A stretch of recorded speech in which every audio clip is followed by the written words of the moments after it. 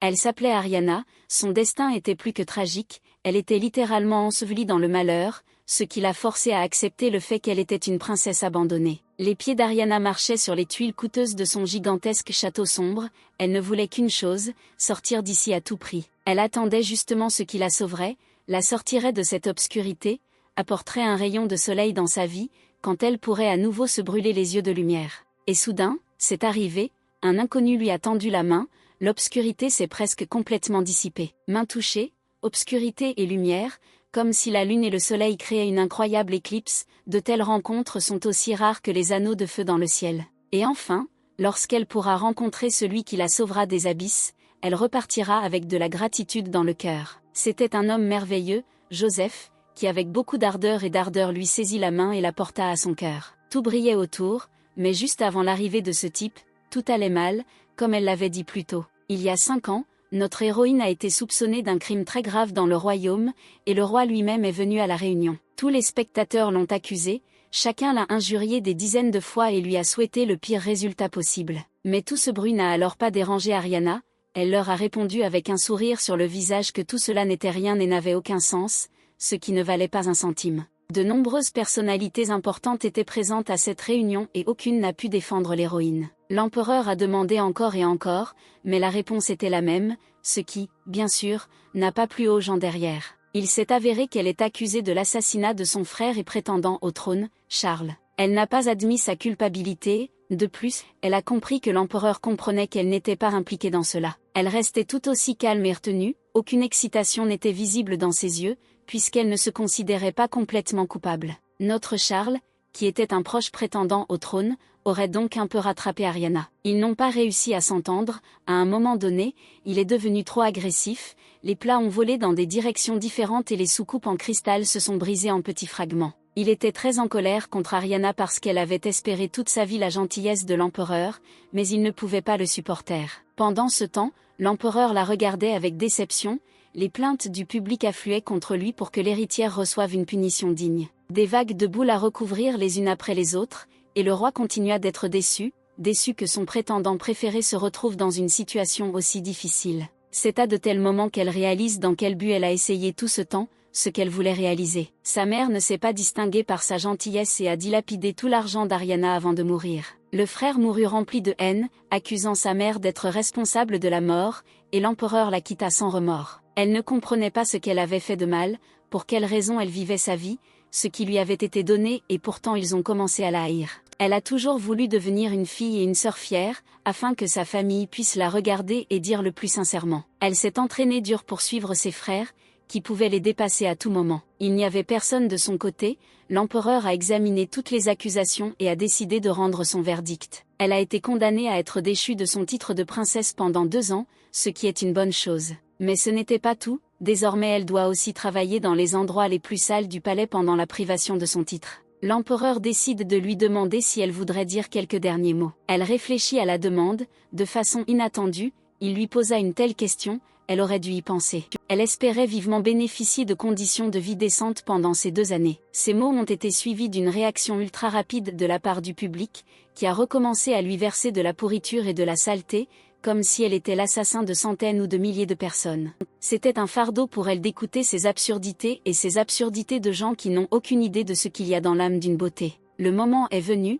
l'empereur a donné l'ordre aux gardes d'emmener le criminel en prison. Même dans une telle situation, elle était calme, les gardes la traînaient en prison et elle n'avait aucune raison de s'inquiéter. Mais un gars parmi la foule ne lui a pas donné la paix, elle l'a regardé avec arrogance, comme s'il avait vu ce qui l'attendait. Chris croisa les bras au niveau de la poitrine, la regardant de haut, on aurait dit que tout le monde attendait ce moment où elle cesserait d'être une concurrente dans la bataille pour le trône. Plus que quiconque, comprit qu'elle ne pouvait pas lui dire un mot, car elle avait besoin de restaurer son titre et de quitter le palais. Au milieu d'un silence de mort, ce salaud parla, il décida, comme tout le monde, de se moquer d'elle, l'appelant pauvre Ariana. Il parlait avec un tel plaisir que personne d'autre dans la salle ne criait, on avait l'impression qu'il était impliqué dans le crime. La fureur s'enflamma en elle, son regard ressemblait à celui d'un prédateur qui attraperait le cou de son ennemi à tout moment. Elle ne toléra pas ces terribles paroles adressées à elle et arracha l'épée du fourreau du garde. Mais ce monstre n'avait peur de rien, il continuait de sourire avec une certaine jubilation. Lorsqu'elle porta la lame à son cou, le temps s'arrêta, ils étaient littéralement de l'autre côté. L'empereur leva la main et une aura dorée apparut autour d'elle, émettant beaucoup d'énergie. Après l'intervention de Sa Majesté, la lame tomba avec fracas au sol, ce à quoi s'attendait exactement ce salaud de Chris. Les gardes venaient de se réveiller, mais si cela n'avait tenu qu'à eux, ils auraient poignardé Chris sans penser aux conséquences. Et il ne fit que jubiler, disant aux gardes de s'éloigner pour ne pas gêner ce spectacle. Elle-même a dû plier les genoux, les gardes du corps lui ont tordu les bras pour la menotter. Un autre ordre de l'empereur pour qu'ils éloignent enfin ce fauteur de troubles, et elle en était très en colère. Elle a réussi à comprendre qu'il avait prévu tout cela depuis longtemps et que tout s'était déroulé comme prévu, mais elle s'est comportée comme une idiote. En partant, il ne lui souhaitera pas tout le meilleur, il attendra avec plaisir qu'elle revienne, ouais, avec un gâteau et une bougie, elle se tiendra à l'entrée du palais. Elle regarda derrière les portes qui se fermaient pour le revoir, eh bien, il était le seul à se lever et à regarder à travers cette brèche, sa joie ne connaissait pas de limite et elle fut vaincue. Après un certain temps, on lui a donné des vêtements qui ressemblaient davantage à un sac de pommes de terre, les menottes ont été retirées et elle a été relâchée dans sa nouvelle maison. Elle a été poussée par un gars des gardes, même les gardes du corps la détestent, comme c'est dur de tolérer les pitreries de ces imbéciles. Avec un sursaut, elle réalisa qu'ici personne ne se sentirait désolé pour elle et ne l'attendrait avec un dîner chaud, seulement de jolis chevaux. Elle ne pouvait pas croire que pendant 2 ans elle devrait vivre, passer la nuit, manger et boire dans l'étable. Même les gardes se réjouissaient d'elle, affirmant que même ici, elle pouvait régner comme une véritable impératrice. Les menottes lui serraient fermement la main, elle se frottait le poignet et essayait de se calmer, se mettant de bonne humeur. Notre Ariana se pose la question de savoir à quoi sert cette garde, comment gouverner ici, à en juger par le plafond, la princesse n'aura pas chaud ce soir, et il y aura toujours quelqu'un qui volera parmi les chevaux. Mais tout à coup, quelqu'un entra dans l'écurie à contre-séhure où marcher lui était un fardeau. L'étranger s'est avéré être un vieil homme, un certain chef du village, qui a donné son premier ordre pour qu'elle apporte de l'eau. Il lui semblait qu'elle savait d'avance que tout se passerait ainsi. Après tout, la famille impériale change rapidement d'attitude. Elle a finalement reçu l'eau qu'on lui demandait, mais elle doit encore tout mettre en ordre. Il y a quelques jours, elle était aimée de l'empereur, mais maintenant elle nettoie les écuries et aide toutes sortes de canailles. Ariana a tout fait pour être reconnue, a accepté toute gentillesse selon ses mérites, pour que chacun ait confiance en sa réputation. Mais qu'a-t-elle obtenu le jour du procès? Tous ses efforts valaient le fait que ce jour-là, elle se trouvait absolument seule face à une foule d'animaux prêts à la mettre en pièces. Elle comprit que Chris serait très heureux de la voir ici, dans de tels haillons et avec un balai à la main. Le temps passa et la lune remplaça le soleil dans le ciel, de nombreuses étoiles recouvrant le plafond sombre. Lors de la réunion, elle a demandé qu'on lui donne au moins un lit normal, mais qu'il écouterait. On frappa à la porte et, surprise, elle demanda ce qu'il y avait là. Il s'avère qu'ils lui ont apporté le déjeuner, même s'il ne semble pas que les meilleurs chefs du palais aient travaillé dur dessus. Elle n'était pas contente de telles gourmandises, tout son visage en parlait, sinon c'était un délice indescriptible. En touchant le pain, elle le sentit, regarda et dit que le pain était très dur, comme une pierre, et qu'il y avait en plus de la soupe liquide. Même avec une telle fierté, elle réalisa qu'elle était tombée tout en bas, dont elle ne sortirait pas avant longtemps. Pendant ce temps, le matin arrivait, les oiseaux gazouillaient sur leurs propres affaires, le soleil déversait des rayons et une brise chaude chatouillait la peau. À une heure si matinale, notre héroïne est déjà debout et prête à travailler.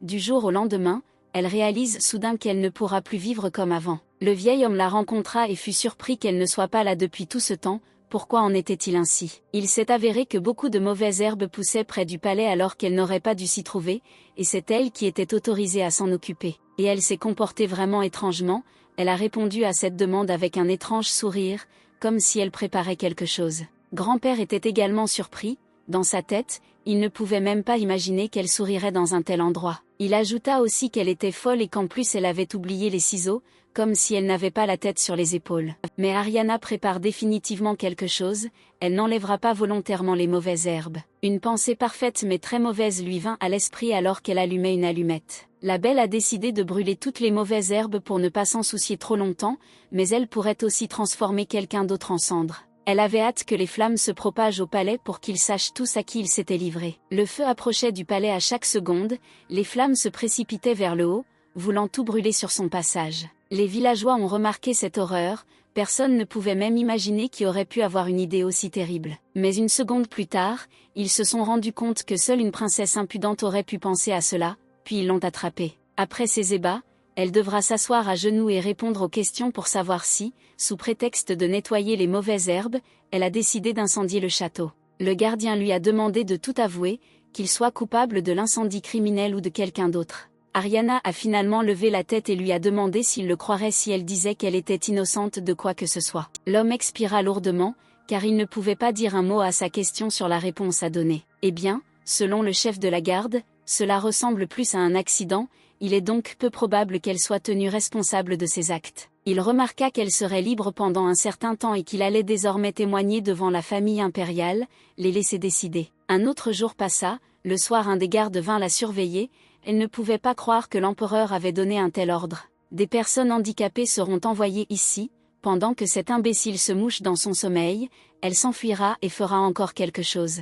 Elle perdra complètement son sang-froid, et si on continue à amener de tels idiots pendant 2 mois, elle ne se retiendra pas. Pourtant, elle avait confiance en elle et que tout irait bien, ou plutôt mieux que nécessaire. Le lendemain arriva, il y eut un pogrom dans le village, quelqu'un avait relâché les chevaux et maintenant tous les ouvriers les poursuivaient. Devant la gouge, elle a fait semblant de n'être impliquée dans rien, s'est tordu le doigt dans les oreilles et les villageois ont demandé de l'aide. Mise en scène après mise en scène, l'une après l'autre, elle a monté des intrigues pour la population locale, et les gardes ne pouvaient rien faire. 6 mois se sont écoulés et elle a continué à piéger les gens, ils en avaient déjà très marre. Quelqu'un ne se souciait plus de tout cela, il a dit que ce n'était pas la première ni même la deuxième fois que cela arrivait, il fallait juste l'accepter. Des cris se sont répandus dans tout le village, disant que cette gamine aux cheveux gris avait encore tout gâché, mais elle entendait parfaitement tout, allongée dans le grenier à foin. Par un tel temps, tout ce que je ferai, c'est profiter de la vie, d'un ciel clair avec un soleil éclatant et des nuages aérés. Mais il n'a pas été facile pour elle d'accepter le rôle d'une perdante qui a tout perdu en un instant. La pauvreté apporte aussi beaucoup de problèmes, vivre avec un ragoût au déjeuner et au dîner n'est pas un plaisir, et aussi avec une couverture froide. Manger de la soupe dégoûtante et du pain de pierre, ce n'est pas manger des délices, c'est comme s'ils étaient si mal préparés pour elle. Elle doit absolument trouver quelque chose, sinon elle comprend déjà qu'elle ne tiendra même pas quelques mois ici. Au milieu du silence, elle entendit des voix de femmes qui parlaient de la famille impériale avec un intérêt particulier. Ariana les a reconnues, ce sont les servantes qui travaillent au palais et donc elles en parlent. L'une des servantes a mis son doigt sur sa bouche et a demandé à la seconde de garder le silence sur ce qui se disait, tandis que l'héroïne se rendait compte que même à l'extérieur du palais, il y aurait des ragots. Elle parvint à comprendre qu'elle pouvait utiliser cela à son avantage, de telles informations ne devaient pas tomber entre les mains de la famille impériale. Elle a finalement dit cela. Les filles avaient très peur, car elles comprenaient que la famille impériale n'épargnerait personne. Mais notre douceur ne va pas les piéger, elle les invite à leur raconter des choses encore plus intéressantes, et en plus, au moins ce sera vrai. Ariana se souvenait du prince dont il parlait, alors ils tombèrent dans son piège. Le temps passa et les filles laissèrent déjeuner l'héroïne, en retour elle parla de toutes les maîtresses des princes, des complots secrets. Pendant le dîner, ils ont littéralement eu le temps de discuter de tous les membres de la famille royale, un prince avait une maîtresse qui s'est avérée être une servante.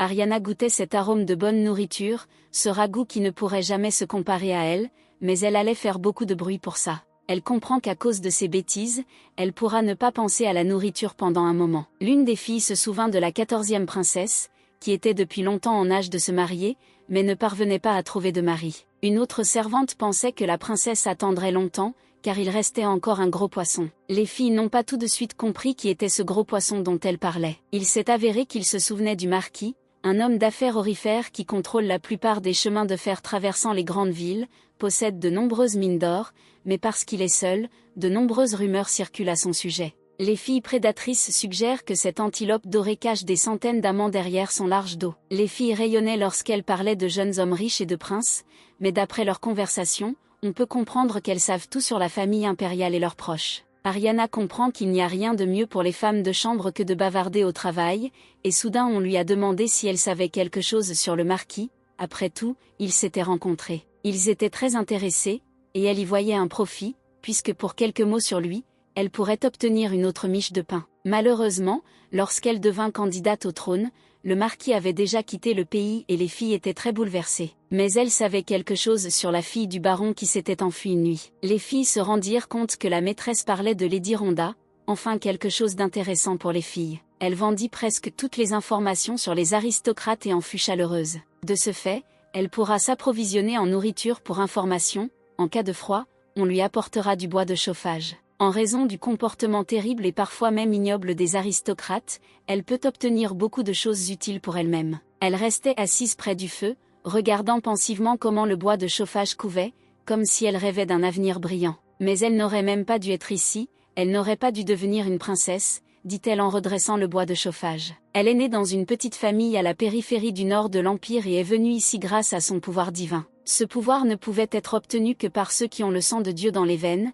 ce qui le rend spécial parmi d'autres. Des personnes dotées d'un tel pouvoir et d'une telle position élevée pouvaient entrer dans la famille impériale. Au départ, la jeune fille a douté de l'offre, car elle s'inquiétait pour sa famille. Mais l'empereur a signé un accord pour que son frère Charles et sa mère l'accompagnent. Personne ne pouvait refuser cela, la mère d'Ariana rayonnait de bonheur, son sourire brillait plus fort que le soleil, ce qui n'était jamais arrivé dans le Nord. Charles et Ariana étaient encore plus heureux, toute la famille était ensemble et personne n'avait à se sacrifier. Elle pensait qu'ils pourraient sauver la famille, qu'ils pourraient toujours être ensemble. Mais le problème est qu'après être entrés dans le château, les proches d'Ariana sont devenus plus en colère et plus agressifs, sa mère a attaqué les servantes encore et encore. La servante implorait grâce, demandait à madame de se calmer, mais au fond de son âme elle imaginait les conséquences les plus terribles. La mère était très en colère, elle a demandé à la servante si elle savait de qui elle était la mère, oui, elle était la mère d'Ariana. Sa patience finit par s'épuiser, elle voulut attraper l'insolente servante par le col et la jeter loin,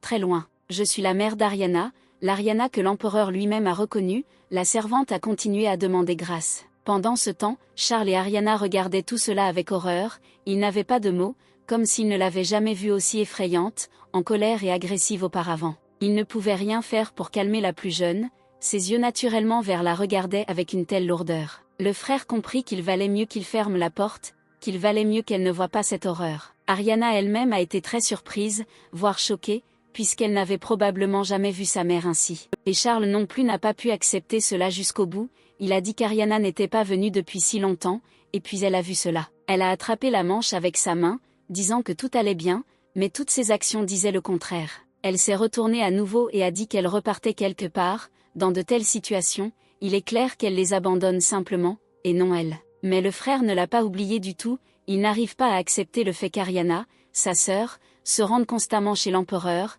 ce qui entraînera plus tard un gigantesque problème. Le gars la serra fort dans ses bras, lui disant de ne pas en faire trop, même pour leur bien. Elle était contre toute attente très heureuse, son frère savait probablement comment calmer le plus jeune, après tout, ils étaient ensemble depuis tant d'années. Ariana elle-même a réagi à tout cela avec colère, voyez-vous, c'est trop étrange pour elle. Ils se saluèrent pour se dire au revoir, mais quelque chose dans cet au revoir ne semblait pas normal. Pourtant, Charles a enduré la plus grande douleur de toute la famille, il a serré sa sœur dans ses bras pour une raison, il voulait qu'elle reste avec lui, son visage était trop triste. La tristesse l'envahit, ses yeux verts n'avaient pas cet éclat, et lui-même comprit qu'à ce rythme Ariana les quitterait. Mère pensait que Charles lui reprochait le fait qu'ils étaient désormais cachés dans le palais. Elle a mis sa main sur sa poitrine et a dit qu'elle était aussi bonne humeur que sa fille Ariana. Mais la mère ne trahit jamais sa chair et son sang, puis elle sourit méchamment, continuant qu'ils avaient juste besoin d'accepter la gentillesse de la fille. L'héroïne n'en devenait que plus triste, rien ne lui faisait plaisir. Elle essayait toujours de plaire à l'empereur, lorsqu'elle le rencontrait, elle s'inclinait devant lui mieux que quiconque et ne vivait que pour être la préférée de l'empereur. Alors que la fille essayait de gagner le respect de l'empereur, la mère a pris le pouvoir et a commencé à commettre des atrocités. Ariana a tout sacrifié pour cela et la mère voulait qu'elle obtienne la reconnaissance de l'empereur. Après un certain temps, Charles la quitta et plus tard la confiance de l'empereur disparut. Elle est devenue trop gourmande, essayant de devenir la favorite de l'empereur, a tout fait pour cela, a donné la dernière chose qu'elle avait. Et elle ne s'en est rendue compte que lorsqu'elle a perdu tous ceux qui lui tenaient la main auparavant, que toute sa vie a été brisée en morceaux et pour quelle raison. Elle est vidée lorsqu'elle entend cette famille impériale, qui change son attitude envers les gens comme des gants. 3 ans se sont écoulés après ce moment, le titre lui a été restitué, mais elle a passé une année supplémentaire sans rien réaliser. Elle n'avait plus aucun intérêt pour la vie, elle regardait simplement par la fenêtre les belles vues. Personne ne sait ce qui se passe dans sa tête, peut-être que ce n'est rien, ou peut-être que c'est quelque chose d'utile. De plus, personne ne se souciait de son état, la servante est soudainement venue vers elle et a troublé sa paix. Il s'avère qu'elle a besoin que la maîtresse parte parce qu'elle doit faire le ménage ici. Ariana s'est levée et a dit oui, Elle est ensuite sortie de la pièce en claquant des talons. Alors arriva la deuxième femme de chambre, qui demanda pourquoi son partenaire regardait à un moment donné. La femme de chambre s'est intéressée à la raison pour laquelle cette fille s'assoit toujours près de la fenêtre. La seconde a compris pourquoi la première ne savait rien. Après tout, elle était nouvelle. Dans son dos, ils l'ont qualifiée de honte pour la famille impériale, simplement parce qu'elle avait été faussement accusée du meurtre de son frère. La nouvelle fille avait très peur que la maîtresse puisse les entendre, mais la seconde s'en fichait, et d'ailleurs, personne d'autre. Après tout, Ariana a passé 2 ans dans l'écurie, et la dernière année elle n'a rien fait. Même si Ariana a tout entendu, elle ne peut rien répondre car ils ont absolument raison. Aussi malheureux que cela puisse être, elle fut détrônée en tant que successeur de l'empereur, resta assise dans une étable pendant 2 ans, puis passa 1 an à ne rien faire. Héritière préférée de l'empereur, est devenue une poubelle inutile et une honte pour la famille. Seulement 2 ans se sont écoulés depuis ce moment, et l'empereur a décidé de ne même lui donner aucun pouvoir, puisqu'elle avait perdu toute son influence. C'est précisément pourquoi, pour un membre incompétent de la famille impériale, le palais devient un enfer, avec les flammes pourries des démons et des monstres locaux. Se battre pour le trône dans une bataille sanglante, où frères et sœurs se complotent, n'a pas sa place ici, vous ne pouvez donc que fuir d'ici. Même si elle est défectueuse, elle reste membre de la famille impériale, qui ne la lâchera pas jusqu'à sa mort. Dans cet oiseau, elle se voit, assise dans la même cage, et elle-même ne peut pas sortir. Il ne reste plus qu'à regarder par les fenêtres de tout le palais et à endurer les paroles de tout le monde dans le château. Tout le monde autour ne voit en elle qu'une honte pour la famille impériale. Elle a laissé partir l'oiseau, évidemment elle n'était pas contente d'être ici, même si elle était nourrie, mais la liberté s'est avérée bien plus précieuse que tout l'argent et la nourriture. Il ressortait clairement de son doux visage qu'elle serait également très heureuse de battre des ailes, de saisir l'air sous chacune d'elles et de survoler ces gens dont chacun est pire que l'autre au fond. Avec une rapidité fulgurante, elle cessa de rêver et trouva ce monologue trop pathétique. Auparavant, elle se comportait comme le personnage principal d'un roman, mais ce n'est pas du tout comme ça, elle a besoin d'inventer quelque chose pour la chasser. Une servante entra et appela l'héroïne, qui ne s'attendait même pas à son arrivée. Mais la femme de chambre est arrivée à l'heure, elle a prévenu que le thé allait bientôt arriver. Après ces mots, Ariana a commencé à briller. Elle a dit à la servante qu'elle serait bientôt là, mais d'après la voix tremblante de la servante, il devient clair que l'héroïne n'y va pas souvent. Le goûter touchait à sa fin et ce fut au tour de l'impératrice de parler aux 20 héritières. Ariana s'est assise loin de tout le monde et a mangé des bonbons et du thé. Il n'y avait aucun bruit d'elle. Par hasard, elle a touché les mêmes biscuits que l'autre sœur voulait prendre, et c'est ainsi que leur collision s'est produite. Même à celui qui la détestait, elle a essayé de demander pardon, mais elle a seulement retiré sa main, démontrant ainsi sa haine pour elle. Après que le titre ait été restauré, elle a commencé à aimer moins cet événement, car il s'est avéré que les frères et sœurs n'ont fait que trouver divers surnoms. La sœur Redneck était indignée d'avoir touché le cookie et a demandé au serveur de le changer rapidement. Ariana était encore plus indignée, elle ne voulait pas jeter la nourriture et en a arraché un morceau. Peu lui importait combien de jurons elle entendrait, peu lui importait qu'elle soit classée 20e sur 20 héritiers, elle mangerait des biscuits. Soudain, un coup sur un verre de cristal retentit dans toute la pièce. L'impératrice a décidé de porter un toast, demandant à chacun de se concentrer sur elle et ses paroles. Tout d'abord, elle voulait remercier tout le monde d'être ici. À ce stade, la fête aurait dû se terminer, elle les remercia encore une fois pour le fait qu'ils avaient tous passé ce merveilleux moment ensemble. Et alors elle a décidé de les quitter, quand quelqu'un lui a dit dans le dos qu'elle avait tort, visiblement ce quelqu'un était très indigné par quelque chose. Il a critiqué ses propos lorsqu'elle a déclaré que tout le monde était présent à la fête du thé. Il s'appelait Léo, le 3e prince héritier de la lignée, qui remarqua qu'il n'y avait pas assez de monde du tout. Léo n'arrêtait pas de lui répéter qu'elle avait dû remarquer littéralement la moitié des sièges vides depuis le début de l'événement. Une atmosphère sombre régnait dans la salle, 2 personnages très importants pour l'Empire se sont affrontés. Toutes les personnes présentes ont compris que Léo avait un pouvoir énorme, qui fluctuait entre les places dans le classement. Personne n'avait auparavant osé être insolent envers l'impératrice, et elle-même ne pouvait rien lui dire, mais notre héroïne remarqua cette atmosphère oppressante qui détruisait son appétit en 1000 morceaux. Soudain, il baissa son regard lourd vers Ariana, il décida donc de mentionner qu'il assistait toujours à ce genre d'événements auxquels certaines personnes ne participent pas. Elle était irritée par ce contact visuel, qui mettait sur elle le plus de pression. L'impératrice baissa la tête, montrant que Léo allait trop loin et se comportait de manière inappropriée, et d'une voix lourde elle l'appela par son nom. Elle remarqua que ceux qui ne venaient pas étaient probablement très occupés, tout le monde avait une bonne raison, en tant que frère, Léo devait les comprendre. Il fit un signe de tête à l'impératrice en réponse, il n'aimait définitivement pas sa réponse. L'impératrice décida d'agir avec sagesse, sans répondre à Léo, elle froissa la robe dans ses mains. Elle regarda autour d'elle, sourit et remercia, disant qu'elle serait la première à partir et qu'il se reverrait au dîner. Son adversaire a perdu dans cette bataille, et les voix inintelligibles de ses frères et sœurs se sont fait entendre dans la salle. Léo était complètement ridiculisé, l'impératrice était beaucoup plus calme et les frères discutaient de sa défaite en marge. Il se souviendra longtemps de ce goûter, pour lui c'était un festin de merde, où tout le monde s'efforce de prendre plus de cuillères, plus tard ils diront qu'il faisait semblant. Immédiatement derrière lui se trouvaient ses pions, qui suivaient leur maître Léo à chaque pas pour se cacher derrière son dos. Une des sœurs s'est moquée du comportement des pions qui suivaient Léo, ces gars à table sont également tombés sous son attaque. Soudain, l'un des requérants s'est levé de son siège, il était visiblement en colère, très en colère. Mais soudain, il décida de se battre avec Ariana, sinon il rejetterait toute la faute sur elle, car elle seule était responsable du conflit entre Léo et l'impératrice. Il frappa Ariana sur la table avec un rugissement, mais elle n'avait pas du tout peur de sa pression, comme si c'était lui qui regardait la mort dans les yeux. Il y eut du tonnerre entre eux, un incroyable choc de prétendants inférieurs. Elle était à bout, pour elle tout dépassait les frontières, le regard impudent de Léo, ce salaud qui avait décidé de lui rejeter toute la faute. Mais Ariana n'était qu'une fille intelligente, après l'avoir analysé, elle a décidé qu'il ne servait à rien de lui parler, alors elle n'a tout simplement pas prêté attention à lui. Mais cela ne faisait que l'irriter davantage, l'intensité augmentait, et avec une impudence, surtout comme celle-ci, elle perdit le contrôle. Le prince était très en colère contre lui, cet ignoré lui fut fatal. Mais sa patience n'a pas duré éternellement, il a jeté sa tasse par terre, ce qui a été la goutte d'eau qui a fait déborder le vase. Maintenant elle ne va pas se taire, maintenant c'est lui qui l'écoutera, qui supportera son humiliation, elle le jettera à terre et il n'en sortira plus jamais. Alors ça a commencé.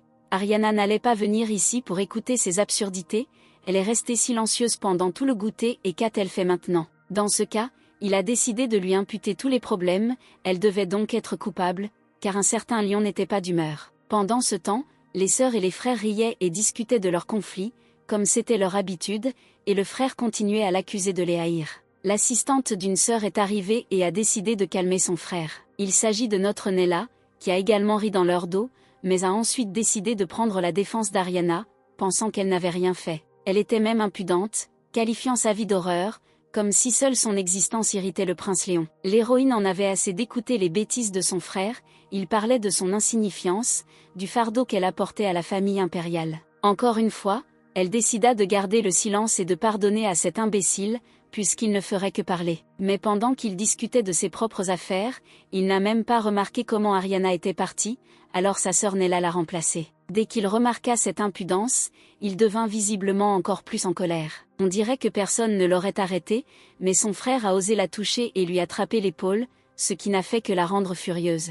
La belle avait assez souffert et quelque chose lui vint à l'esprit, ce n'est pas sans raison qu'elle décida de s'emparer de la théière. Parfois il parlait trop, elle en supportait tout autant de rire de sa part, mais sa patience s'arrêtait là. Le gars ne s'attendait à aucune réaction de sa part, elle l'a littéralement étalé sur le mur. Il y a eu une tempête d'émotions lors du goûter, Ariana a finalement arrêté d'écouter des bêtises, et y a également répondu. Le frère s'est avéré être un vrai faible, une fille ordinaire l'a jeté à terre et Nella a immédiatement sauté vers lui. Mais l'héroïne n'allait pas s'arrêter là, elle les piétine, comme eux, elle leur dit que par rapport à elle, aux yeux de Léo, ils sont tous au même niveau, et qu'ils doivent déjà pousser leurs problèmes sur les autres frères et sœurs de la tradition. Elle est trop douée pour les traiter d'insectes parce qu'ils essaient d'être cool en se parlant mal les uns des autres. Le prince montra les dents de colère, elle continua de les humilier magnifiquement devant tout le monde, mais ils n'osèrent pas ouvrir la bouche. Ariana a compris, elle a dit tout ce qu'elle avait à dire, ça ne servait à rien d'en dire trop, elle les a remerciés et leur a dit au revoir. Même ainsi, il n'arrivait pas à se calmer, le sale prince se leva, traitant l'héroïne de folle. Il ne voulait pas admettre qu'elle partirait d'ici, mais pour une raison quelconque, sa voix tremblait beaucoup, pourquoi avait-il si peur? La belle s'est rendue compte que l'eau bouillante ne lui suffisait pas, qu'une chaise dorée lui conviendrait et que quelques marques bleues sur son visage seraient encore meilleures, après tout, les cicatrices rendent un homme beau. Sa voix s'est soudainement figée, sa vie avait déjà défilé devant ses yeux à plusieurs reprises, et pourtant elle était une fille incroyablement forte et belle. Le gars l'a finalement eu pour sa longue langue, il n'osait même pas s'attendre à ce que cela puisse lui arriver aujourd'hui. Mais Ariana ne se souciait pas de ses paroles, elle faisait ce qu'il voulait, elle ne partait pas sans cadeau. Ensuite, Elle s'est précipitée vers la chambre pour ne plus revenir à cet endroit. Il s'est avéré que dans le château de l'impératrice se trouvent des chambres royales dans lesquelles les prétendants au trône s'installent et vont dîner. Oui, il y a de vraies demeures ici et seulement pour une seule personne, même Ariana elle-même a remarqué qu'il vaut la peine d'apparaître ici plus souvent. Ce sera une excellente occasion pour elle de dormir longtemps dans un bon lit, j'ai juste décidé d'essayer le lit. Pendant tout le goûter, elle était très fatiguée, réalisant qu'elle devait encore aller dîner le soir. Encore et encore, elle devra écouter toutes les machinations de ses frères et sœurs, mais il n'y aura plus que des membres de la famille impériale. L'idée d'être chassée du palais ne la quittait pas, elle voulait faire quelque chose dans un endroit bondé et le dîner serait la meilleure solution pour elle. Horreur officielle, il s'agit d'un événement marquant, où sont présents non seulement des membres de la famille impériale, mais aussi des aristocrates célèbres. En prévision du dîner, les invités rayonneront de joie et roucouleront doucement entre eux. Mais dès que le corps d'un membre de la famille impériale apparaît dans l'un des couloirs, son appétit disparaît instantanément. Elle a une chance de chance, si les soldats la sauvent, alors elle pourra au moins survivre. Et plus tard, je la jetterai moi-même, puisque je me suis déjà déshonorée 2 fois, dans de tels cas, il donne une seconde mes dernières chances. Mais même si vous n'avez pas de chance, ce sera bien mieux que d'écouter tout ça une seconde fois. Ce plan est pour elle la dernière solution à tous ses problèmes, plus personne ne la dérangera. Mais elle avait peur que ça fasse mal, très douloureux, elle toucha son cou et sentit ce fardeau. Il est bien plus douloureux d'admettre que l'on est dans une cage avec un réseau d'épines qui s'enfonce profondément dans la peau. Elle ne peut pas rester ici longtemps, mais elle devrait tout préparer pour la honte de la famille impériale. Mais soudain, le rugissement des pas de quelqu'un s'est propagé à travers la pièce, Ariana en a été très effrayée. Il ressort immédiatement des chaussures qu'il était un bel homme, mais qu'il a perdu dans la chambre de la détestée Ariana. Cela surprendrait tout le monde, le marquis incroyablement célèbre, dont tout le monde parle avec tant d'inquiétude, se trouvait dans la même pièce qu'elle. Il a dit que son plan semblait tout simplement terrible, mais ce qui était terrible, c'était la façon dont il entendait ses pensées, elle n'avait pas dit un seul acte à haute voix. Et ce qui lui semblait encore plus étrange, c'était comment il était arrivé ici, qu'il avait laissé entrer et de quoi il parlait. Il voulait de toutes ses forces lui expliquer que ce n'était pas ce qu'elle pensait, en fait il voulait discuter de quelque chose avec elle, et la porte d'entrée était juste ouverte. De plus, il a ajouté qu'il souhaitait depuis longtemps la rencontrer, mais qu'il n'en avait jamais eu l'occasion. Cette rencontre sera importante pour lui, et ce dont ils discuteront sera très important pour elle, je le prédis. Ariana était calme, il lui semblait impoli de faire irruption dans une loge de dames et de ne même pas se présenter. Mais soudain, son regard a changé, au début elle ne l'a pas reconnu, mais on sait qui il est. Elle connaissait tous ceux qui pouvaient se promener tranquillement dans le château de l'impératrice, à l'exception d'une personne, cette même personne, puisqu'il n'y a personne qu'elle ne connaisse de vue. Qu'elle ne connaissait pas de vue, était celle dont chaque servante, courtisan et femme ordinaire désirait tant. C'était l'homme riche de cet empire, le marquis Joseph, qui est l'empereur du monde des affaires, une jeunesse inestimable. Après avoir prononcé son nom, elle se demanda aussi comment ce major était au courant de ses projets, alors qu'ils se rencontraient pour la première fois. Il a souri gentiment et a dit qu'il était incroyablement heureux qu'elle l'ait reconnu, plus important encore, qu'elle l'ait reconnu. Il a porté sa main vers la sienne, ce premier contact aurait dû avoir lieu il y a longtemps, mais maintenant il semble bien plus impressionnant. Le marquis plia le genou et lui baisa le poignet, il ne la salua que formellement. Après le baiser, il a dit que, malheureusement, le plan de son Altesse échouerait lamentablement et qu'il n'en résulterait rien. Elle était encore plus étonnée, car ce type sait tout de son plan secret, que personne d'autre ne peut connaître. L'héroïne a demandé avec indignation d'où il venait et comment il savait tout d'elle, qui il était. Il se leva de ses genoux, sans cesser de lui tenir la main, mais elle continua de demander sur le même sujet. Le marquis lui demanda de s'asseoir, car son histoire pouvait être très longue. Il s'est avéré que le plan pourrait la mettre sur le trône, mais ce ne serait pas du tout ce qu'elle voulait. Comment obtenir le trône? Elle ne comprenait pas du tout de quoi parlait le marquis, comment elle pouvait prendre le trône et le regretter. Voilà comment cela se passera selon le marquis. Après la tentative de suicide, la corde se brisera, la chute lui créera 2 grandes cicatrices sur le visage. Tout le monde se moquera encore plus d'elle, même ceux qui ont maintenu une conversation avec elle ont pris le parti des agresseurs. Puis elle décide de prendre un chemin différent,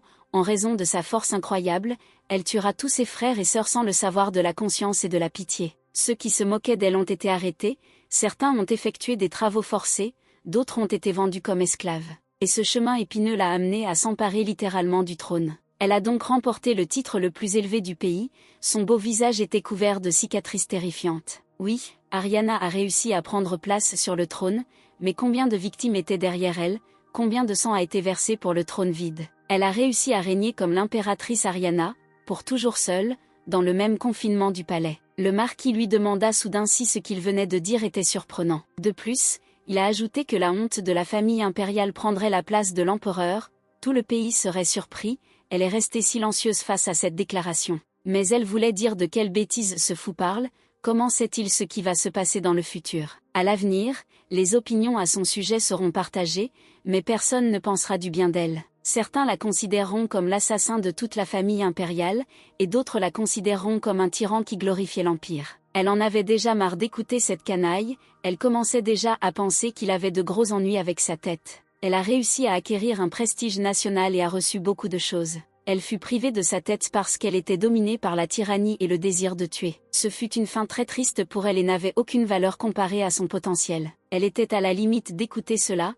Elle lui a demandé d'arrêter pour qu'elle puisse avoir son mot à dire. Ariana lui a demandé de ne plus dire de telles bêtises, qui n'avaient pas encore été vues, et qui sont également apparues de nulle part, enfin, très suspectes pour elle. S'il souhaite écrire un roman, Ariana lui propose de créer une maison d'édition. Mais il ne voulait pas s'arrêter, le marquis disait qu'il était pressé avec tout. Soudain, son regard commença à ressembler à celui d'un prédateur, il se souvint d'une certaine technique de transfert de souvenirs. Elle en était surprise, ou plutôt, elle ne pouvait pas croire qu'il possédait une telle technique, ce n'était probablement pas facile. Le bel homme a réussi à remarquer la perspicacité de l'héroïne, qu'elle a très bien montrée. Grâce à peu de contacts, il est capable de transmettre les souvenirs nécessaires à une personne, pour ainsi dire, conductrice d'informations. En tapotant le sol avec ses chaussures, il a dit que son histoire, qu'il avait racontée une minute plus tôt, n'était pas une fiction. Le marquis se pencha vers elle, essayant de faire pression sur elle, et lui dit que tout ce qui avait été dit était déjà arrivé. La princesse ne pouvait en aucun cas le contredire, il a une capacité qui peut confirmer toutes ses paroles. Il était clairement content qu'elle n'ait pas donné de coup de pied, car comme avant, elle ne pouvait plus nier qu'il avait raison. Le marquis lui tendit la main et lui dit qu'il lui donnait l'occasion de vérifier ses propos. La belle sourit méchamment au fait qu'il lui offrait une telle chose et ajouta qu'elle devrait simplement y croire et lui prendre la main. Mais toutes ses intentions sont décidément pures. Dès qu'elle lui ordonne de sortir, à ce moment précis il ne sera plus là. Mais elle ne pouvait pas dire s'il jouait avec elle, mais si elle avait juste besoin de lui toucher la main, alors il n'y avait rien à perdre. Dans ce cas, et sa voix s'arrêta, une étrange aura, une étrange lumière apparut au-dessus de leurs mains. Ariana ouvrit grand les yeux, inconsciente complètement de ce qui se passait devant elle. Un rayonnement incroyablement fort remplissait la pièce, une seule touche provoquait beaucoup d'énergie, une puissance incroyable. Après le contact, ses jambes ne la retenaient plus, ses paupières devenaient plus lourdes, comme si elle s'endormait. Gentleman Marquis l'attrapa et pressa sa tête contre sa poitrine pour l'empêcher de tomber. Dans certains cas, il était même sûr que son Altesse voudrait connaître la vérité, ce qui se passerait ensuite après ses actes irréfléchis. Elle était inconsciente, le marquis l'a allongée sur le lit et a voulu que ce soit sa dernière souffrance de sa vie. Il s'est avéré que ce n'était qu'un rêve dans lequel elle se retrouvait dans le donjon du palais. Soudain, notre héroïne se retrouve dans le souvenir du marquis Joseph, les yeux ouverts, et la scène commence. Elle fut très surprise de ce qu'elle voyait devant elle, des murs gris, une grille d'où une lumière en forme de gaufre jaillissait sur le sol de la cellule et elle, moralement tuée. En se regardant vers l'avenir, elle n'arrivait toujours pas à accepter le fait que cela se passait dans son subconscient. Un étrange grondement commença dans le couloir, l'Ariana actuelle remarqua quelqu'un, mais la seconde s'en fichait du tout. Le gardien a rapporté qu'il avait amené le dernier invité de la condamnée Ariana et qu'il s'était avéré être le marquis. Il a dit au gardien qu'il suffirait et qu'il n'était donc pas obligé d'entrer dans la cellule. Le gardien voulut s'opposer à lui, mais une goutte de sueur l'arrêta, comme une boule dans la gorge. Le marquis lui fit pression, lui disant de l'écouter, à quel point il était en colère. Mais l'Ariana actuelle ne pouvait pas croire que la dernière personne qu'elle avait appelée était le marquis Joseph. Pourtant, il y avait ici des oreilles supplémentaires qui entendaient tout le bruissement supplémentaire qu'elle créait. Elle se demandait de quoi l'héroïne voulait alors discuter, à l'époque où elle était en garde à vue avant sa mort. D'une voix affligée, le marquis commença à rapporter des morts par milliers, les rebelles, par ordre de son Altesse, devaient être exterminés. La prisonnière Ariana, la tête baissée, continuait à garder le silence, aucun mot ne lui était adressé, telle était la pierre dans son âme. Le marquis attendit une réponse d'elle, mais reçut un silence qui durait ici depuis longtemps. Aucune méchanceté ni colère n'était visible en lui, c'était comme s'il y avait un fardeau de chagrin qui pesait sur lui, qu'il ne pouvait pas supporter, et chaque seconde devenait pour lui un supplice. Il s'agenouilla devant elle, voulait clairement dire quelque chose, mais n'en avait pas la force. Pourtant, il a commencé, Il lui a dit qu'il voulait lui parler, a fait une courte pause et a commencé à parler du fait qu'il lui avait proposé de s'enfuir. Mais qu'a-t-il obtenu? Elle resta silencieuse pendant un moment, la bouche ouverte, mais lui présenta quand même ses excuses. Ariana regarda sa copie et celle du marquis, qui discutaient d'un sujet très important. Il s'est avéré qu'il l'avait prévenue à l'avance de quelqu'un afin qu'elle se méfie de lui. Mais elle n'a fait qu'ignorer ses conseils et suggestions, ce qui a conduit à une situation similaire. L'héroïne à la cicatrice répétait d'une voix douce qu'il se sentait coupable, elle en était vraiment désolée. Mais il a été cruel avec elle aujourd'hui. Le marquis a dit qu'il n'allait pas écouter ses excuses ici. Mais en fait, il avait très peur du gardien qui écoute tout. S'il n'était pas là, il l'aurait soutenu de toutes ses forces. Ce garde les gêne beaucoup, s'ils étaient seuls, il déverserait toute son âme, les protégerait de tout. Le marquis tira lourdement vers elle sa main, elle tremblait comme une branche d'arbre au vent. Mais il ne pouvait pas la toucher, il voulait que le jour vienne où il pourrait lui faire une telle promesse. Le rêve terminé, elle se réveilla les yeux grands ouverts, la sueur de peur coulant de son visage, ce fut un véritable cauchemar pour elle. Avec la même brusquerie où elle se leva, soupirant bruyamment, elle fut définitivement surprise. Le marquis lisait pendant tout ce temps un livre pour se divertir, mais put remarquer que sa princesse s'était réveillée. Elle parlait avec la même lourdeur que sa copie dans le rêve, de ce qu'elle aurait pu faire alors pour que tout conduise à cela. Selon le marquis, elle aurait organisé un bain de sang dans le palais, tué sans pitié ni décence, et aurait simplement tué des gens. Plus d'1 millier d'habitants innocents de l'Empire ont été tués par ses mains, qui étaient déjà ensanglantées jusqu'au coude. Tout cela l'a conduite au résultat qu'elle a obtenu grâce à son initiative. Se réveillant du sommeil, heurtant son regard, elle se souvint de plusieurs de ses paroles. Il attendait avec impatience leur rencontre, c'étaient les mots dont elle se souvenait alors. Le marquis lui serra le poignet plus fort, mais elle en fut très surprise. Son désir était trop fort, il la forcerait, envers et contre tout, à s'assurer qu'il pourrait toujours la protéger, même si cela conduisait à la mort. De plus, le bel homme voulait qu'elle écoute sa proposition. Elle s'est posé beaucoup de questions, quel genre de proposition l'attendait, pourquoi faisait-il tout cela pour elle? Frère Marquis voulait vraiment aider Sa Majesté à résoudre ce problème, puis il a sincèrement souri. Mais elle ne comprenait toujours pas ce qui le poussait à agir pour elle, elle se posait cette question dans son sommeil. De plus, sœur Ariana ne comprenait pas si elle était suffisamment proche pour avoir de telles conversations avec lui. Il a souri et a déclaré qu'elle avait définitivement rêvé de devenir une dirigeante exceptionnelle avant, selon elle, de frapper dans le mille. De plus, la marquise ajoutait que si elle le souhaitait, elle pourrait pousser toute la famille impériale dans l'abîme. Dans cette quête de la couronne, elle peut toujours devenir impératrice, si seulement elle permet au marquis de la rendre heureuse. Peu importe qu'elle devienne un tyran ou une juste impératrice, il a besoin qu'elle fasse de lui son pion. Il n'y avait aucune intention cachée sur son visage, comme un véritable ange. Tout son entourage la méprise, tout le monde la déteste jusqu'à la moelle et le magnifique marquis Joseph veut devenir son pion. La sœur était d'humeur au scandale, elle lui demanda de l'écouter en l'appelant sur un ton particulier. Elle pensait voir clair en lui, pensait qu'il essayait de la tromper, alors elle lui suggéra de trouver quelqu'un de plus stupide. Le frère a dit que dès qu'il s'est réveillé, il s'est rendu compte qu'il était dans le passé, que tout était déjà arrivé. Il lui saisit fermement la main pour la mettre en confiance. Il a commencé à parler d'un autre sujet, pour qu'elle ne le comprenne pas, ou peut-être complètement au contraire, après tout, elle était très perspicace. La sœur était engourdie par sa dureté, ses attouchements la ramenaient à l'époque où il y avait frère Charles, qui la serrait aussi fort dans ses bras. Mais en fait, il est important pour lui qu'elle respire,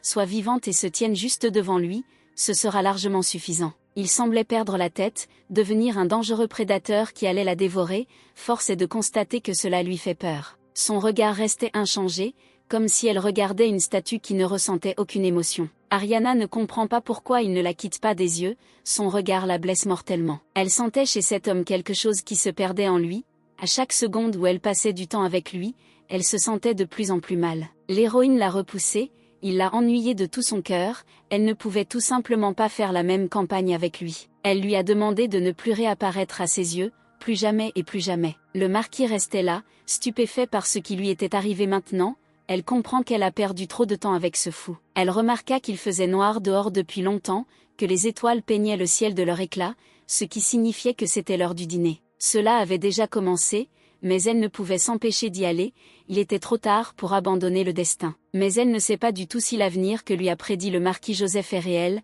s'il est un fou ou quelqu'un qui veut l'aider. Tout ce qui l'intéresse, c'est de faire face à cette situation terrifiante qui la rattrapera d'une minute à l'autre. La salle était un chef-d'œuvre de beauté, avec des lustres dorés, des motifs et une belle vue sur les étoiles de diamants. Elle entra sans créer de bruissement, mais il y avait d'un véritable buzz dans la pièce.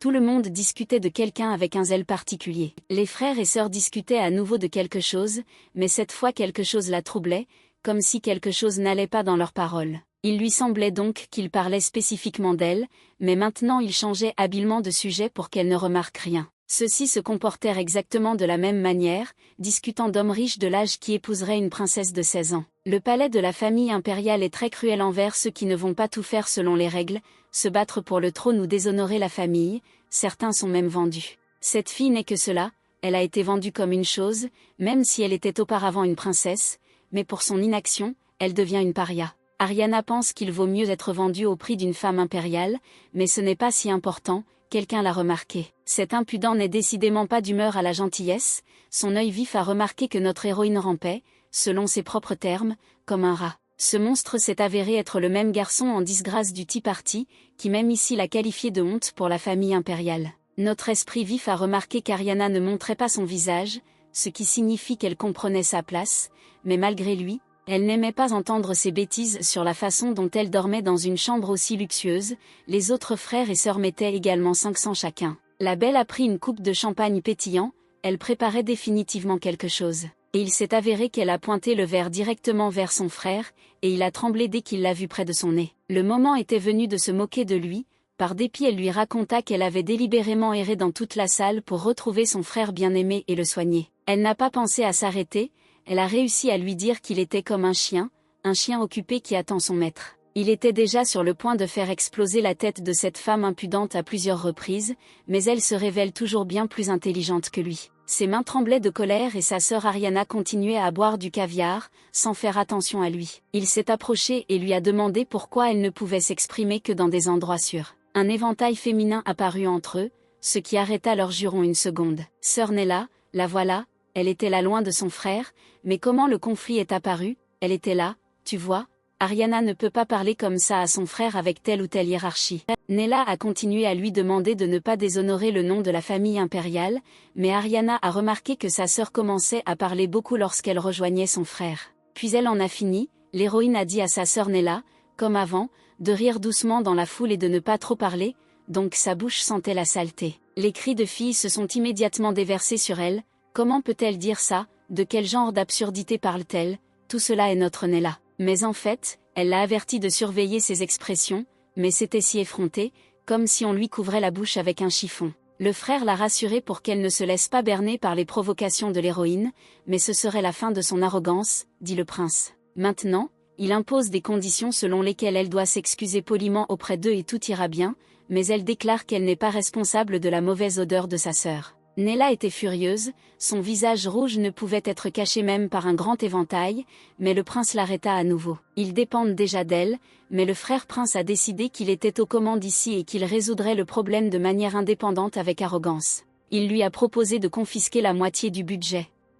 Si, bien sûr, elle réfléchit et s'excuse correctement, alors il réfléchira. Ce 5e prince est la figure la plus importante de l'infernal infâme auteur de mention. Il lui a demandé si elle se plaindrait de sa décision incroyablement honnête. Mais cela ne la brisera pas, dit-elle, de quoi la privera-t-elle de la moitié de son budget déjà restreint? Et que fera-t-elle? Que fera-t-elle? Sa voix tremblait, il avait peur d'elle en posant ces questions. Elle leva sa coupe de champagne et dit qu'il valait mieux montrer ce qu'elle en ferait. Ariana est trop déterminée à ne pas refaire la même chose une seconde fois et lui verse le verre directement dans le corps. Nella commença à s'inquiéter beaucoup pour son frère, qui gémissait de douleur. Elle plaça effectivement le verre sur le plateau du serviteur et ajouta que le frère prince ne pouvait pas s'attendre à cela une seconde fois. Elle était désolée de le regarder, car une fois de plus il était tombé dans le même piège et n'était même pas capable de réagir. Soudain, quelqu'un est intervenu dans la conversation, quelqu'un avec une voix très familière et des chaussures similaires. Ariana semblait comprendre qui était cet inconnu qui la félicitait pour des scandales aussi compétents. Elle se tourna vers lui et aperçut un homme insolent à qui on dit en face de s'en aller, mais il refusa. Le frère a mis sa main sur sa poitrine, disant que ces scandales ne valaient pas la peine qu'elle le laisse tranquille. Un bruit étrange a commencé dans la salle, les voix de nombreuses personnes se sont entrelacées dans un désordre incompréhensible, et ces deux-là étaient à nouveau à la vue de tout le monde. Elle a répété qu'elle l'avait prévenu de ne pas l'approcher, Que faisait-il ici encore? Le marquis s'est frotté le menton avec la main et a dit qu'il n'avait pas entendu sa réponse appropriée au fait qu'elle l'avait chassé, il n'avait pas entendu la raison pour laquelle il avait refusé de devenir son chevalier. Pendant ce temps, une foule de spectateurs discutait des héros, ils ne pouvaient pas croire que le marquis Joseph lui-même avait proposé de devenir chevalier pour elle, et d'autres ont continué en disant que le gars voulait l'utiliser et qu'il était plutôt médiocre. Le frère et la sœur Nella pensaient que le marquis lui avait proposé de devenir son chevalier, ce qu'Ariana lui avait refusé, tandis que les voix derrière lui ne s'arrêtaient pas. L'héroïne était dans une position précaire, elle ne voulait certainement pas écouter tout cela, mais c'était comme s'il continuait volontairement à se comporter ainsi. Plus tard, elle s'est détournée de tout le monde et a dit qu'il n'y avait aucune raison à cela, qu'elle avait juste besoin de s'éloigner d'elle. Le marquis n'a pas compris son comportement et a décidé d'aller la voir, mais le principal agresseur d'Ariana l'a arrêté pour lui présenter ses excuses pour son comportement. Il continua de dire avec un visage complètement satisfait que son attitude n'était pas acceptable pour le marquis lui-même. À ce stade, Sid a commencé à dire des choses inutiles, que la famille impériale était préoccupée par son comportement, et il a lui-même décidé de lui montrer sa place, mais à ce stade, le marquis l'a interrompu. Une telle attaque était inattendue pour lui, le prince lui-même perdit la confiance avec laquelle il était venu ici. Le marquis fit remarquer que la famille impériale elle-même essayait d'enseigner ce qu'elle ne savait pas et lui demanda de se retirer. À ce moment précis, Ariana regarde seule la vue depuis le balcon, il ressort clairement d'elle qu'elle est très bouleversée par de tels événements. Quelqu'un s'approchait également du balcon, le bruit des chaussures était suffisamment fort pour ne pas être entendu. Ariana dit d'une voix calme pour que sa conscience s'éveille enfin et qu'il arrête de la tourmenter. Il a répondu qu'il n'était que l'idole de sa majesté Ariana, qu'il admirait depuis longtemps. Mais elle ne pouvait pas le comprendre, elle n'allait pas se battre pour le trône, mais il continue de la hanter. Le marquis essaya de lui répondre quelque chose, il pensait qu'elle ne le croyait pas, il savait que Sid réduirait son budget, c'était exactement le problème, pensa-t-elle. Par-dessus tout, des rumeurs circuleront autour d'elle selon lesquelles elle aurait osé refuser le marquis, tout le monde en parlera, et maintenant elles se répandent. Il a attrapé son Altesse par la main, il ne voulait en aucun cas la laisser partir. Le marquis a vu l'avenir, il devrait donc mieux savoir quoi faire et comment le faire, c'est précisément pourquoi il veut l'aider. Le frère ne comprenait pas combien de temps il lui faudrait pour démontrer les pouvoirs d'un diseur de bonne aventure, ni s'il n'était pas lui-même apte à jouer le rôle d'un chevalier. Si elle se soucie autant de ce que disent tous ces insectes, alors il l'est, ce à quoi elle l'interrompit. Elle voulait vraiment savoir si le futur était vrai, alors dans le futur chéri, il serait si proche. À ce moment, leurs mains rompirent contact, il se mit à bégayer lourdement, visiblement ce sujet était difficile pour lui. Mais ici, le marquis était sûr que si tout s'était passé comme le disait Madame Ariana, il aurait certainement montré un avenir différent. La belle voulait dire quelque chose, mais ne pouvait pas, le silence régnait sur le balcon solitaire. Elle l'a analysé, eh bien, il ne pouvait pas afficher un visage aussi sincère pour lui mentir. Pourtant, on ne peut pas le croire si facilement, puisque la capacité de voir l'avenir ressemble à un fantasme, comment est-ce possible? Des cris se firent entendre annonçant que la dame impératrice était arrivée pour le dîner, et tout le monde la salua avec triomphe. L'impératrice a salué tout le monde et était heureuse de rencontrer tous ceux qui venaient à un événement aussi important. Ariana a été surprise d'être arrivée à la fin, après tout, ce n'est pas sans raison que tout le monde est resté assis ici jusqu'au dégel. De l'extérieur, ils avaient l'air stupides, même l'impératrice Anna les remarqua et leur demanda de quitter la terrasse. En plus de son amour pour son fils biologique Chris, soutenait tous les membres de la famille impériale. Par conséquent, elle parle toujours même avec Ariana, qui a été abandonnée par tout le monde, mais Sa Majesté voulait toujours savoir si elle les avait interférés. L'héroïne s'est inclinée devant elle et lui a dit que tout allait bien, qu'il venait de finir. Anna a décidé de plaisanter avec elle, apparemment le marquis ne le pensait pas du tout, et il a aussi ri. Elle s'est soudainement intéressée à ce qui a poussé le marquis lui-même à venir ici. Il lui a dit tout ce qu'il attendait d'Ariana, qu'il voulait devenir chevalier, mais il n'a pas dit le nom de son élu. Il a ajouté qu'il avait été rejeté presque instantanément et que la belle avait activement prétendu qu'elle n'était pas dans le métier. Anna rit à cela, mais ajouta qu'il appartenait à une famille célèbre. Elle commença à deviner que cet enfant était très courageux pour refuser une personne aussi importante. Le marquis continuait de lui sourire, mais Ariana ne comprenait pas ce que cet imbécile faisait. Mais elle n'allait pas s'immiscer dans les affaires d'un homme et d'une femme,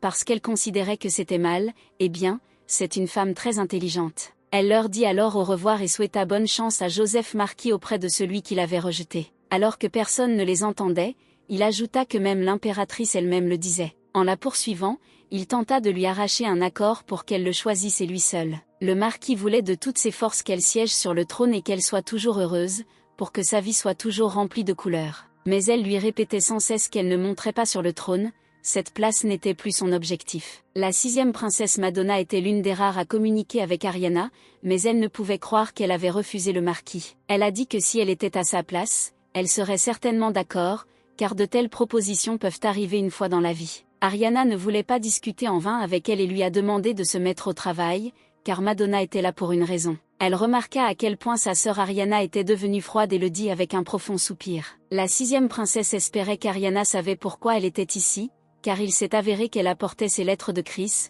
qui l'avait amenée à cet étage. Chris était le demi-frère de Madonna, ce n'est pas pour rien qu'ils occupent des places aussi élevées dans le classement. Dès que sœur Madonna lui a donné la lettre, elle l'a déchirée en lambeaux, cela ne lui a rien apporté de bon, il est clair qu'elle ne les a jamais lues. La 6e princesse s'étonna de n'avoir jamais lu ces lettres, mais elle répondit que cela n'affecterait pas la réputation de son frère. Ariana était très sarcastique, Madonna pouvait se comprendre, c'est comme ça qu'elle gagne sa vie. Le moment est venu de se dire au revoir, la princesse a dit qu'elle suivrait son propre chemin et qu'ils se reverraient. Ariana remarqua le cadeau qu'elle lui avait laissé, il contenait des biscuits qu'elle laissait toujours en hommage à sa compassion. Elle est soudainement devenue très intéressée par ce qu'elle ferait à l'avenir avec Chris et Madonna, si elle les avait tués. Elle avait probablement tué Chris, mais elle n'était pas si sûre du second. Oui, elle le tuerait définitivement, sans aucune hésitation, il ne peut y avoir d'autre issue que la mort de ce salaud. Quelque temps a passé, notre maîtresse Ariana a décidé de sortir dans la nature pour faire une pause dans toutes ses dorures et grandeurs. Elle s'assit très pensivement, comme si elle discutait de quelque chose de très important dans sa tête, autant de choses tournaient dans sa tête qu'il y avait d'eau dans l'océan. Elle ne pouvait pas comprendre s'il était vrai qu'aux yeux de Madonna, elle avait l'air assez stupide pour refuser une personne telle que le marquis. Bien sûr, seul le marquis subira des pertes dans le cadre de leur transaction, mais c'est précisément ce qui le rend très étrange. Comme personne d'autre, elle savait qu'il n'y avait pas de dévotion sincère dans le monde, tout le monde mentait, au début il disait une chose, mais en personne, c'était complètement différent. Mais à ce moment-là, elle ressentit quelque chose d'étrange, à ce moment-là où il parlait avec une expression si sincère sur le visage qu'il lui montrait un avenir différent. S'il dit la vérité, alors elle devrait réfléchir à la manière dont elle pourrait devenir impératrice, à ce qui la motivait tant. Quelqu'un a de nouveau interpellé notre héroïne avec une voix familière, mais elle a été très surprise. C'est le marquis, il se demandait pourquoi sa princesse était assise avec un visage si pensif, mais elle laissa entendre que c'était de sa faute s'il pensait constamment à quelque chose. Il est juste content qu'elle pense à lui si souvent, il en rayonne littéralement et l'héroïne n'est pas satisfaite de son comportement. Elle a demandé ce qui attirait notre marquis ici, il savait d'avance qu'elle organiserait un autre événement avec sa famille. Ariana lui a demandé ce qu'il avait à voir avec ça, et il voulait vraiment l'accompagner, mais elle a refusé par tous les moyens. Il lui a rappelé que sa voiture était beaucoup plus rapide et il a également préparé de délicieux biscuits. Le marquis fit une apparition pitoyable en disant qu'il devrait voyager seul avec une bonne voiture et manger des biscuits, puis elle sauta de son siège. Au bout d'un moment, elle commença à briller et accepta immédiatement une portion de délicieux biscuits, le marquis Joseph lui proposa de l'accompagner. Comme un gentleman, lui tendit la main pour l'aider, et elle dit qu'elle partait parce qu'elle risquait d'être en retard, mais le marquis comprit tout. La calèche a rapidement parcouru les ruelles ensoleillées, les rues étaient assez animées et bruyantes, ce n'est pas pour rien que c'est la capitale. Dans la calèche, elle a réalisé au cours des 10 dernières années qu'aucune fierté ne satisfera sa faim. Elle a mangé avec joie les biscuits sucrés du marquis, et il a ajouté qu'il était très heureux que cette friandise lui plaise. Mais il était contrarié que sa proposition ne lui plaise pas autant que ce biscuit, et il ajouta que, devenu chevalier, elle deviendrait facilement impératrice. Elle s'est moquée de lui, car il a beaucoup de confiance dans ses paroles, mais sa réponse est toujours évidente, dit-elle. Le frère a dit avec déception que l'interlocuteur, bien sûr, le refuserait, mais elle l'a confirmé. Il recommença à lui rappeler la confiance qu'il pensait qu'elle n'avait pas, mais ce n'était pas du tout le cas. Elle voulait toujours réaliser beaucoup de choses et il y avait des raisons d'envier les autres, mais une seule chose a changé toute sa vie. Cependant, tout a disparu en un instant, il n'y avait plus d'être cher qui pouvait se serrer contre la poitrine dans les moments difficiles. Tout lui a échappé des mains, les frères et sœurs de la famille impériale se sont détournés d'elle instantanément, l'empereur n'a pas besoin de ceux qui ne peuvent pas être utilisés. Elle n'a qu'une envie, s'éloigner d'ici et ne jamais revenir.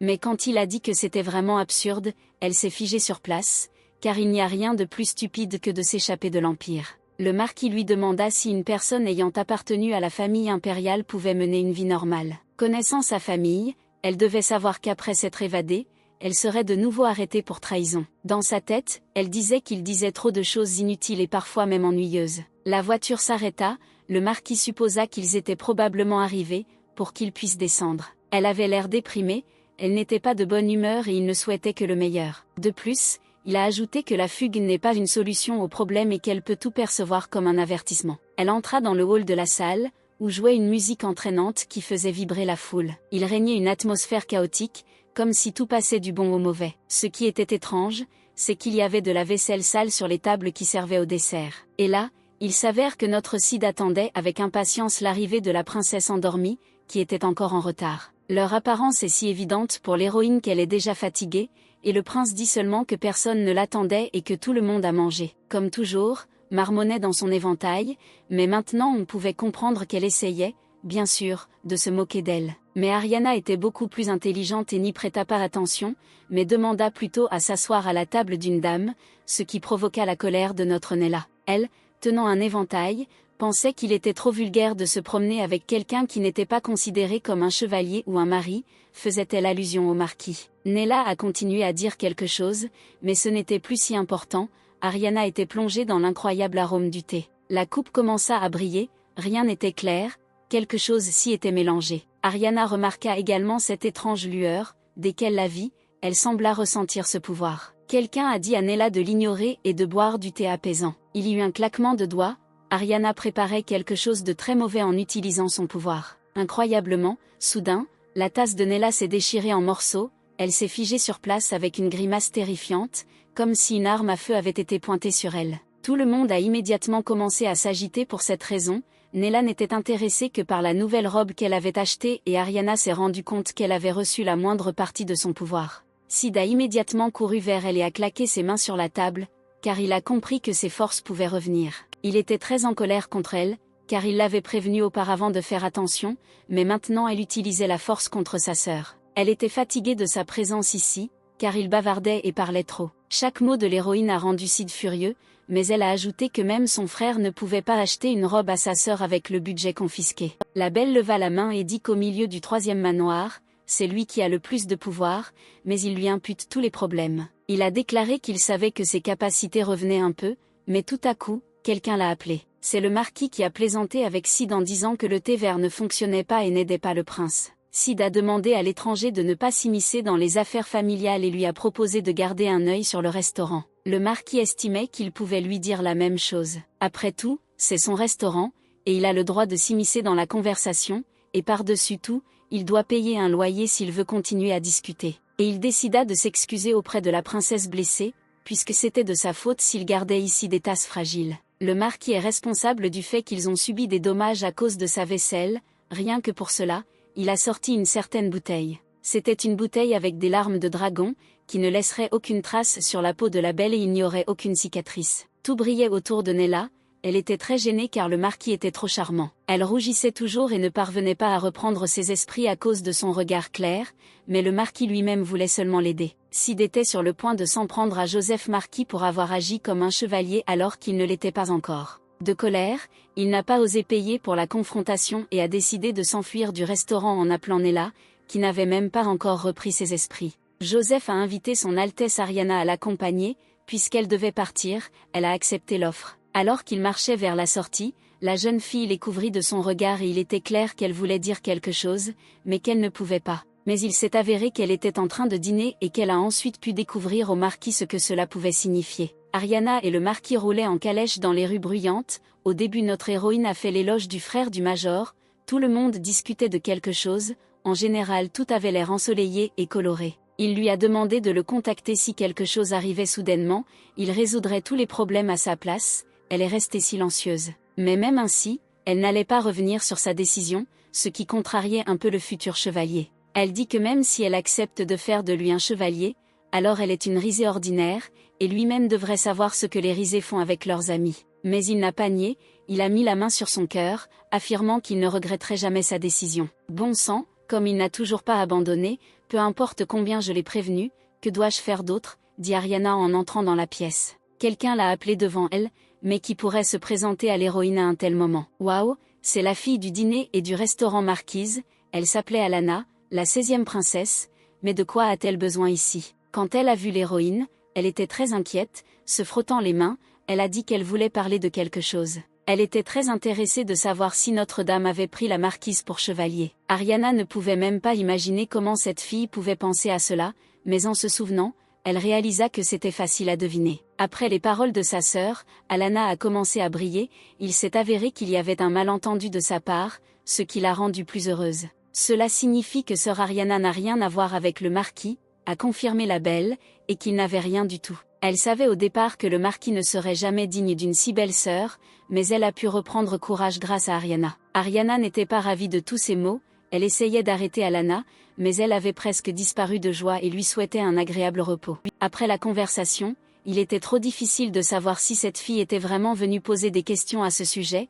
mais cela n'avait pas d'importance, a déclaré Ariana, elle voulait se reposer, car demain elle devait rendre visite à Charles, son défunt frère. En tenue noire, notre héroïne se dirigea à contre-séhur vers la pierre tombale de son frère pour lui rendre hommage. Pendant qu'elle ne visitait pas les tombes, tout était emporté par la pluie, elle ne pouvait pas croire que cela n'était pas organisé d'une manière ou d'une autre. Ce n'était pas qu'elle éprouvait de la pitié pour lui, c'était juste que quelque chose la dérangeait. Elle voulait garder un œil sur la pierre tombale, elle n'était jamais allée sur la tombe de sa mère et il était peu probable qu'elle le fasse. Elle ne peut tout simplement plus être aussi sentimentale, c'est trop difficile pour elle. Une voix se fit entendre derrière elle qui appelait clairement Ariana, mais qui lui faisait tant peur. Incroyablement, Chris lui-même est venu rendre visite à quelqu'un, son ennemi juré a attiré l'attention de notre héroïne. Elle était irritée par son apparence, parce qu'elle ne pouvait pas supporter son visage impudent qui venait ici, a déclaré Ariana.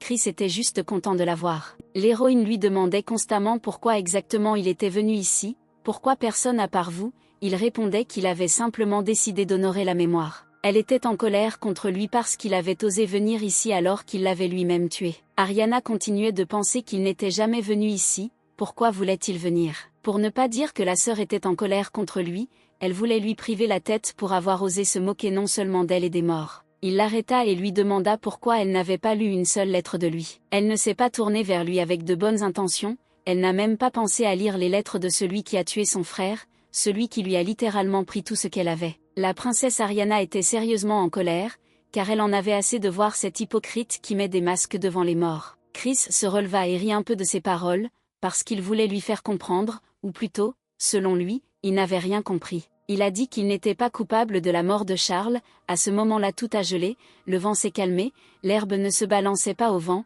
celle qu'elle accusait a dit qu'il n'était impliqué dans rien de mal. Elle a finalement arrêté de lui crier dessus, mais cette rencontre lui a donné la base pour d'autres questions sur de quoi parlait ce scélérat. Il sortit un morceau de papier de sa poche, pourrait-il ressembler aux lettres qu'il lui avait envoyées précédemment? Il s'est avéré qu'il essayait toujours de lui faire parvenir ces lettres par l'intermédiaire de Madonna, mais Ariana les déchirait dès qu'elle les recevait. Ce qu'il a dit l'a choqué, son cœur s'est arrêté de battre pendant une seconde, la lettre dans sa main et les autres lettres qui étaient déchirées, elles étaient toutes de Charles adressées à Ariana. Il ne lui fallut qu'une seconde pour arracher la lettre des mains de Chris, ce qui se produisit avec un grand fracas. Ses mains tremblaient sous la pression de son âme, elle ne comprenait pas pourquoi cet homme impudent faisait cela, dans quel but, s'il mentait ou s'il s'agissait d'une véritable lettre de Charles. Chris a dit que c'était sa dernière lettre et qu'il la lirait certainement. Il lui a sérieusement demandé de prendre également au sérieux la lecture de la lettre, afin qu'elle puisse comprendre tous les mots de son frère. Elle tenait entre ses mains avec appréhension la lettre adressée à sa petite sœur Ariana, la petite sœur de Charles. Il a écrit à quel point il lui était reconnaissant pour ses efforts, pour le fait qu'il pouvait vivre dans le palais impérial, pour le fait qu'elle faisait tout avec diligence pour eux, il savait, comme personne d'autre, que son talent et ses compétences pouvaient le faire, ne soit dépassé par personne. Alors qu'elle étudiait et vivait dans la compétition constante d'héritiers plus prometteurs, Charles s'occupait toujours secrètement du plus jeune. Même s'il avait envie de courir vers elle, il la regardait et l'admirait pour ne pas la déranger, mais un jour il ne s'en sortirait pas. Dans le château, il était une proie facile pour les autres, il n'était admis nulle part, puisqu'il n'était pas le successeur. Les aînés l'attrapaient toujours par le col et lui criaient dessus, mais il ne pouvait pas se rapprocher de sa sœur parce qu'il ne le permettait pas. C'est alors qu'il rencontre Chris, qui s'avère être un bon ami qui le protège des attaques. Il était le seul à penser que ses problèmes n'étaient pas anodins, il discutait toujours de la manière de maintenir la position d'Ariana. Mais il ne pouvait rien faire pour elle, puisqu'il jouait le rôle de lest, même si Chris était contre, Charles décida quand même de s'éloigner d'elle de son propre chef. Il n'était pas si dur qu'il forcerait si facilement sa sœur à le quitter longtemps, mais d'une autre manière, il ne faisait que lui causer plus de douleur et la faire se sentir encore plus que seule. C'était sa dernière phrase, il demandait de ne plus jamais l'oublier, mais la remerciait également d'avoir essayé pour lui et pour sa mère, il voulait prendre soin d'elle derrière l'ombre pour son propre bien. Après ces mots, elle déchira la lettre en petits morceaux sans aucun regret. Elle comprit que c'était son écriture, celle de son frère, toutes ses habitudes étaient remarquées dans les notes. Personne d'autre ne pourra expliquer à Ariana pourquoi il lui a fait ça, ce qu'elle devait faire, ce que Charles aurait voulu exactement en la serrant si fort dans ses bras. Elle était plus sombre que jamais, une colère incroyable la saisit et elle posa la question de savoir qui avait tué son frère, qui avait osé s'immiscer dans sa vie. Chris a dit que sa colère serait inutile sauf pour crier et se mettre en colère, demandant qui l'avait tué. Il s'est approché en disant qu'avant de partir à la recherche du coupable, elle devait reprendre la force de riposter et que la recherche était la prochaine étape. Mais elle avait encore quelques questions, ce n'était pas pour rien qu'elle s'approchait de Chris avec un visage si douloureux. Elle ne pouvait pas comprendre dans quel but il avait dit quelques mots le jour du procès, mais il s'est avéré qu'il était du côté de Charles. Il sembla alors parler avec une certaine haine de la façon dont, malgré tous ses efforts, ses ailes avaient été coupées. Le prince s'est gratté la tête et a dit que c'était une raison pour la motiver, afin qu'elle ait une raison d'avancer et de se venger de tout le monde autour d'elle. Ensuite, il s'est rendu compte que cette méthode ne fonctionnait pas et l'a rappelé à Charles, qui gisait à proximité, mais il n'a pas répondu, et Chris a ajouté qu'il aiderait à rechercher ce salaud qui a tué le frère d'Ariana. Leur rencontre soulevait encore plus de questions dans sa tête, elle ne pouvait pas croire que toutes ces années il l'avait si mal traitée justement pour cette raison. Pendant toutes ces années, elle était en colère contre celui qui avait tué son frère, mais elle considérait Chris comme le tueur, et ici il n'était pas du tout coupable. Ariana était furieuse d'être en colère et de détester un homme qui n'était pas du tout coupable. Qui est donc ce criminel, qui a été le vainqueur lorsqu'il l'a retiré du jeu pour le trône? C'était certainement un membre de la famille. Qui diable était celui qui a tué son frère, qui a osé le poignarder dans le dos, se demandait Ariana, frénétique. Elle ne voyait rien devant elle, il y avait trop de suspects. Soudain, sorti de nulle part, surgit le marquis, qui criait depuis longtemps à sa maîtresse, mais elle ne faisait que planer dans ses pensées. Elle a été très surprise qu'il soit apparu ici et a prononcé son nom avec hésitation. Il lui prit fermement la main, disant qu'il serait très heureux d'être la raison de sa torture, mais en aucun cas. L'héroïne serra si fort le poing qu'elle fit une cicatrice géante sur sa main, ce qui obligea le marquis à lui demander de ne plus se blesser ainsi. Ariana lui a demandé s'il en avait marre de venir constamment vers une fille qui ne voulait rien avoir à faire avec lui. Il pensa immédiatement qu'elle n'apprécierait pas la réponse, puisqu'il préférerait attendre son accord. Ces mots l'ont frappé, il lui jure qu'il n'a pas besoin d'une seule fille, qu'une seule dame est sa dame de cœur et celle-ci est notre héroïne. Mais elle ne sait pas si on peut lui faire confiance, il est méfiant, têtu, ne regarde personne d'autre qu'elle, et il dit aussi qu'il fera d'elle définitivement impératrice. Si aujourd'hui elle l'accepte comme chevalier, il déclare qu'il sera très utile à son Altesse. Il lui serra la main encore plus fort et lui dit qu'il ferait tout pour elle, que dirait-elle, et elle pensa, si c'était la seule chance, alors. Et elle a finalement accepté, elle a pu le surmonter, désormais frère marquis pourra devenir chevalier. Après ces mots, elle attrapa le canaille par le col, se disant dans sa tête qu'il était attrapé. C'était une opportunité donnée par Dieu ou par la main du diable, mais elle ne pouvait plus tout refuser. Elle dit avec un visage plein de folie qu'elle deviendrait son chevalier, qu'elle l'utiliserait et finirait sa vengeance. Mais il doit se préparer à la honte, le chemin de la honte de la famille impériale à l'impératrice de l'Empire sera, pour ainsi dire, difficile. Il était déjà trop tard pour rendre sa part, maintenant il a été choisi par sa maîtresse et il n'a nulle part où fuir. Il a juste commencé à rire bruyamment, comme s'il avait perdu la tête à cause de ses paroles. Quoi qu'il en soit, il s'est mis à genoux devant elle et lui a dit que sa maîtresse avait tout à fait raison. Après ces paroles, le marquis baisa la blessure de la belle avec une grande ferveur. Il a dit qu'il lui donnerait tout ce qu'il avait, mais qu'elle serait obligée d'écraser tout le monde et de grimper au sommet. Frère marquis est infiniment heureux de pouvoir servir son Altesse Ariana. À partir de maintenant, il devrait cesser d'être aussi impudent, elle lui fit part de ses conditions et retira sa main. Et elle a prévenu que c'était le dernier avertissement, après une autre erreur de ce type, elle ne serait plus avec lui. Il ne lui reste plus qu'à prêter serment de chevalier pour que tout soit officiel et non verbal.